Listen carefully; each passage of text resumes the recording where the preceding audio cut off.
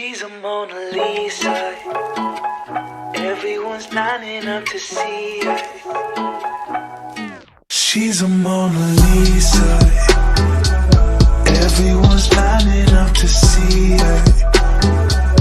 There must be something about her features.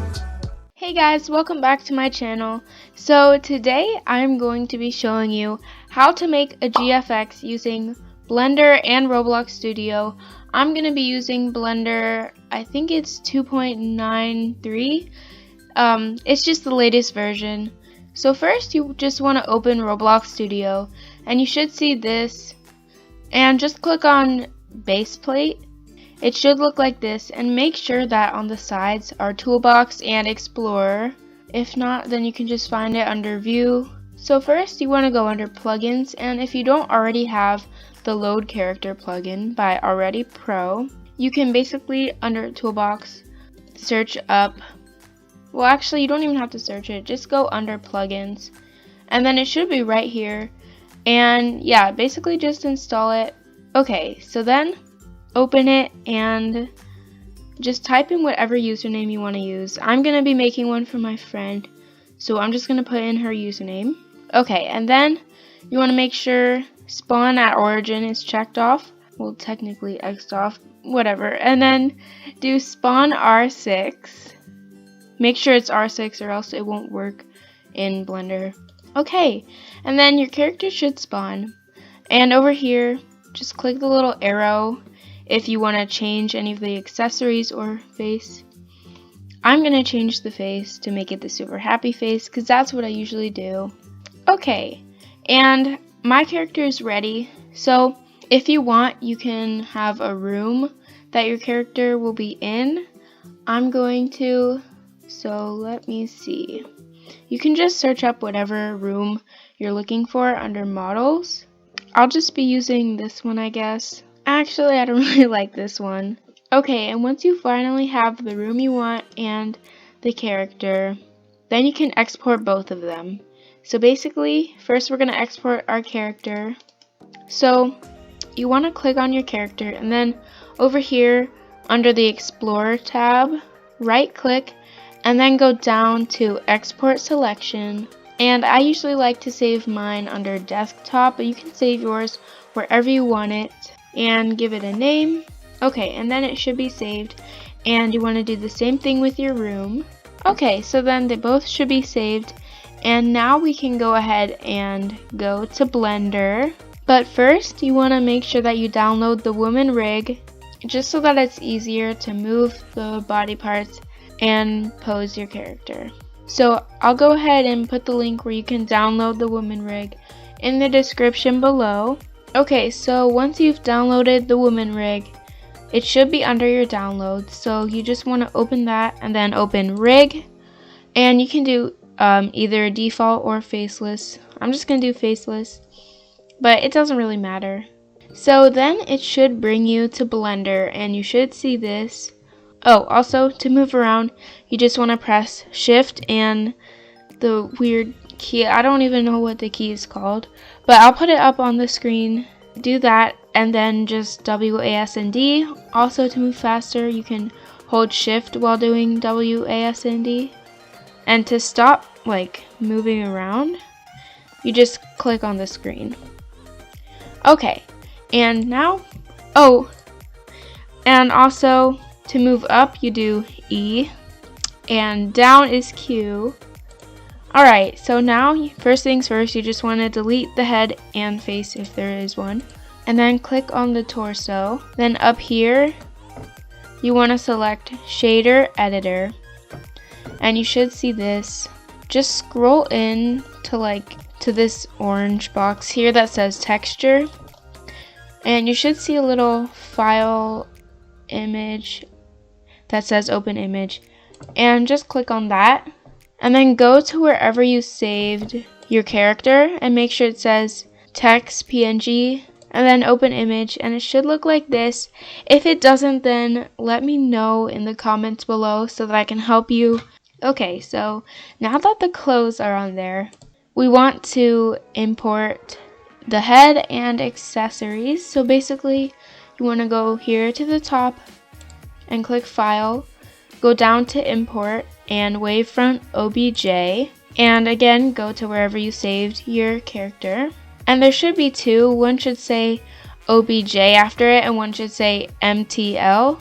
Make sure to click OBJ and then go over here to Geometry and do Split by Group so that you can separate the body parts and the head and accessories and all of that.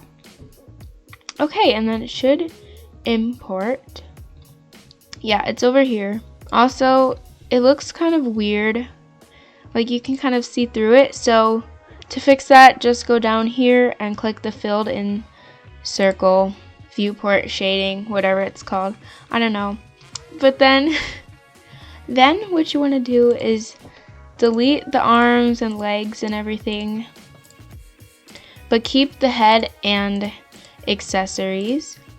Oh, also to delete something, just do X, and to undo, do Control Z. I don't think you can redo though. Yeah, okay. And then to select all of it, you can just do the select box, or what you can do is you can click on something, then hold shift while clicking on everything else. And just so that you don't have to select everything each time, you can do Control Join. I said Control Join. I meant Control J, and then it will become one object. So you can move it over to your character, which I don't see. Also, the arrows and stuff is over here, so it makes it harder to move. So what you want to do is right click and then set origin to geometry, and then the arrows should be at the object. Okay, and then you can just go ahead and move these to your character.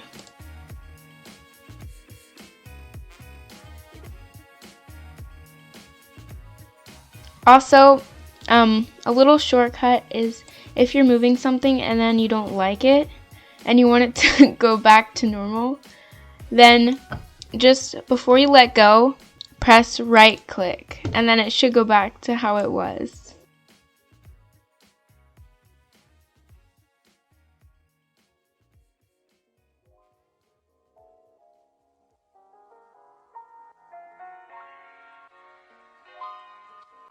Okay, so once you have your character imported, then you want to do the same thing with the room you picked. That is, if you picked one, I would suggest picking a room. Unless you're doing a transparent GFX, where it's just your character and it's like transparent. Which, if you want to know how to do that, then just let me know in the comments below and I can make a video on it. But yeah, now it's time to import the room. So you just want to do the same thing, click File, then Import, Wavefront OBJ, and then click your room. Okay, and then it should import, unless it wants to crash again.